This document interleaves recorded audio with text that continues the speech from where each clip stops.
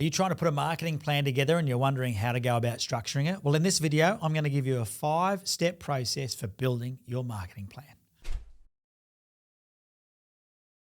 G'day, Ben Futrell here, co-founder of Max My Profit. We're all about helping you build the business that you imagine. Now, if you imagined that a marketing plan was much easier to put together, then I've got some good news for you because it is. And in this video, I'm going to teach you my 5-step process for building your marketing plan.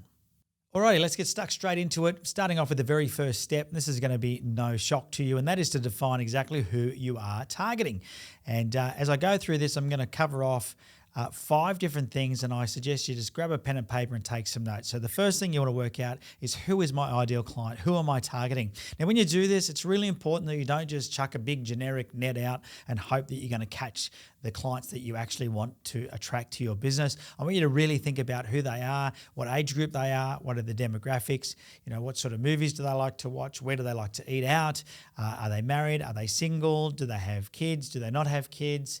What sort of car might they be driving? Do they go on holidays? How much money do they earn? All of these questions are things that you need to ask. Now, sometimes it can be difficult to write this wish list out of who your ideal customer is. It can be easier to think about who are your top 5 or 10 customers and write a list of what describes who they are. And that'll help you then work out how to attract the right people.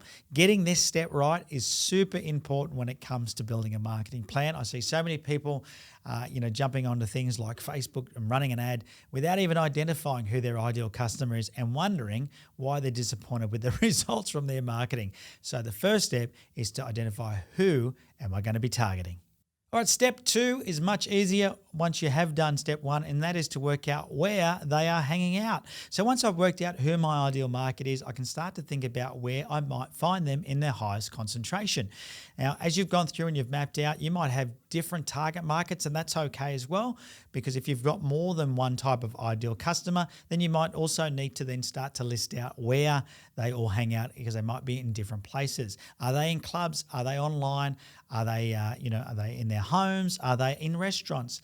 Are they in their cars? Where are they in their highest concentration? Where would you find them normally? And this is really important, because what you're going to work out once you work out where they are is that this is going to help you work out where to put your messages so they can see your message and hopefully buy from you. So work out exactly where they are. Go through the list of your ideal customer and start to think about, what do these people do? Where are they most of the time? And that way you can work out exactly where you should put your message to get it in front of their face. Now, once I've worked out where they are, I'm going to work out what to offer them and what are they going to want to buy from me. And this is a big one. It's so many marketing plans I've seen fall flat on their face because they didn't have a strong enough offer. And so you've got to think about, what am I going to offer? So when I put this message out there, it's going to encourage my ideal customer to take action. And now, a great exercise is to sit down with yourself or your team and brainstorm all the things that you actually solve. What are the problems that your product or service solves? And this will help you craft your offers, because when you put marketing together, you've got to make sure that your marketing helps people see how your product or service is going to solve their problem. Now, you might end up with 30, 40 different problems that you solve, and that's okay, because then you can start to work out what you're going to offer. And very rarely is what you're offering your product or service, but instead it's the desired outcome of fixing that solution. One of the ways that I like to workshop this with clients is to talk about what I call the POD formula. Now, I didn't develop this. I've just used it many times and find that it's a great formula to use when it comes to working out what I'm going to offer. And that is the POD, or the POD formula. P stands for problem, and that is identifying all of the problems that a potential customer might be facing that would trigger them to want to buy my product or service. O is then the obstacle that has been stopping them from solving the problem on their own. And D is the desired outcome that they would like to achieve by solving the problem. By identifying these 3 key things, it will help me craft my offers. So I make sure, number 1, I've identified what their problem is, I know what is stopping them from solving it, and I know what they want it to look like once they have solved it, so their desired outcome. All right, step number 4 is to get them to understand why, or for you to understand why are they going to choose you over the competition. Now, there's no doubt in my mind that one of the quickest ways to go broke is to compete on price, and I'm hoping that you're not competing on price. That cannot be the reason why they'll buy from you, unless you are some sort of crazy bargain centre, then that's okay.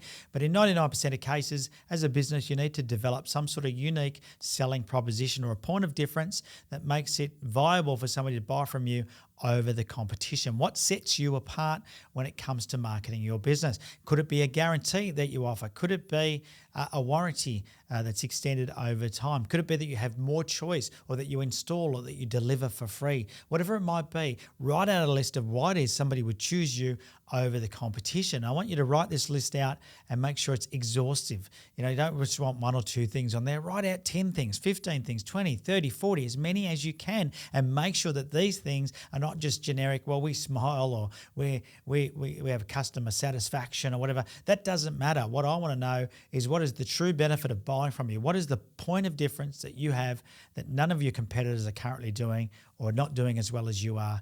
And that way you can make sure that when you put your marketing plan together and you put your marketing out there to the public, that they can clearly see why they should buy from you over anybody else. Now, when I'm on the subject of why this step 4 of a marketing plan, I also want to know why it is that they want to buy what it is you sell now for themselves. Why is it that now is a good time? Try and understand that as well, because it's going to help you when you craft your message if you can understand why now is a good time for them to buy from you. All right, step 5 of this process, and I promise you it was pretty simple, and it is. It's a very simple but effective system. Step 5, you cannot do this effectively without doing the previous 4 steps. Yet step 5 is where so many people start when they think about marketing, and that is working out how you're going to communicate this message to your target market. It's only at this point, once you've done the previous 4 steps, that I want you to start to think about how it is you're going to get the message out there. Is it through Facebook marketing? Is it through direct mail? Is it through referral partners?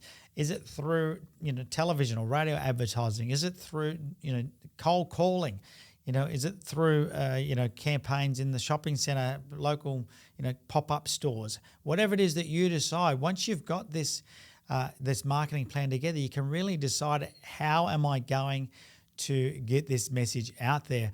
And remembering that timing is everything, So when it comes to getting this message out there, you do want to think about making sure that you don't put your message out there at a time when they're not likely to buy. And so long as you know why now is a good time, then you should be okay. All right, so there you go. There's my 5-step process. Very simple for you to follow.